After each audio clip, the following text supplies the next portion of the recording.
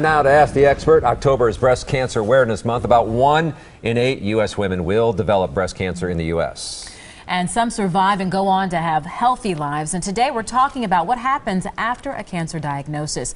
Cancer Rehabilitation Coordinator Leslie Walke from Aurora Health Center joins us this afternoon. And Leslie, you helped form the group, the Team Phoenix. What do you guys do and how do you help these cancer survivors get beyond? Team Phoenix is an extraordinary program that has been implemented at Aurora Healthcare that is designed to improve the health and lives for women after cancer treatment.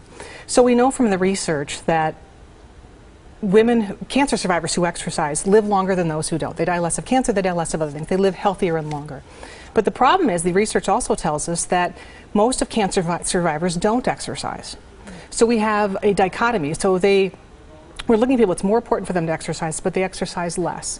Because of the treatment, they're left weak, fatigued, scarring, all sorts of different issues.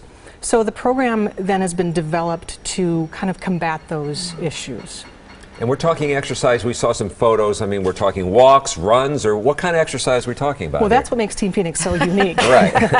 No, this is not for the faint at heart. It is not. But that's part of the empowerment of the program. Sure. Team Phoenix is actually a triathlon training program. All right. All right. So what makes Team Phoenix different is, first of all, it's research-based. We collect research on these people, both psychologically and physically. So what we're doing is what we're doing making a difference. And then also, what are the barriers, what are the perceptions to get people to continue to exercise, because that's the key. It's also different because it's medically directed. These people are scared. They're consumed by multiple different issues. So their physicians are right next to them exercising. Their physical therapists are right there exercising with them as well. It's different because it's multi-sport. So they're swimming, they're biking, they're running. So the triathlon is actually a half-mile swim, a 14-mile bike, and then a 3.1-mile run walk. So the sprint distance. Sprint distance triathlon, perfect. So we encourage people. You don't have to sign up for the Ironman. Some of our people do. Oh, many of our folks afterwards? don't. So we do target people. We don't look for athletes in specific. We're just looking for people who need some kind of jump start to moving their bodies. And this must not only help them physically, but spiritually and mentally. Yes, there's a huge shift in expectations. There's a huge shift in empowerment. And they realize, yes, I can do this. Yes, I can carve out this time.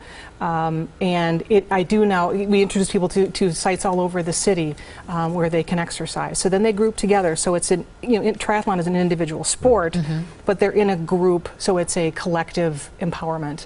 And they Facebook page each other and say, I'm getting together at 5 o'clock in the morning. Do you want to come out with me? And it sounds great. We really appreciate you coming in and talking about Team Phoenix. If you have a question for our experts, email them at asktheexpert@todaystmj4.com or leave a number right there. We'll be right back.